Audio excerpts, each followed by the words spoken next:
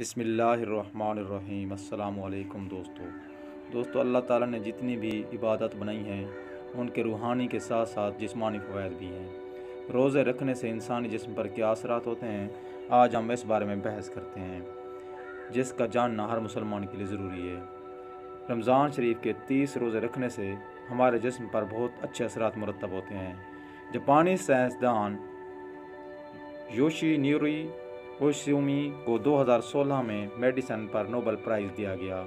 جب ان سے پوچھا گیا کہ آپ نے کون سی ایسی چیز بنائی ہے جس پر آپ کو دنیا کا سب سے بڑا نوبل پرائز دیا جا رہا ہے، تو انہوں نے کہا، میں نے کینسر کی ممکنہ دوا کھوج لی ہے، اس پر دنیا نے میری کاوش کو سراہا ہے۔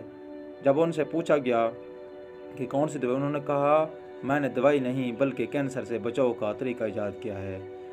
تو انہوں نے کہا، جب ہم بھوکے رہتے ہیں تو ہمارے جسم میں موجود غذائیت ختم ہونے لگتی ہے، جس کی وجہ سے جسم بھوک محسوس کرتا ہے اور ہمارے جسم میں موجود زہریلے سیل کو خود ہی کھانا شروع کر دیتا ہے۔ اس عمل کو آٹوفیگی کہتے ہیں میڈیکل کے زبان میں۔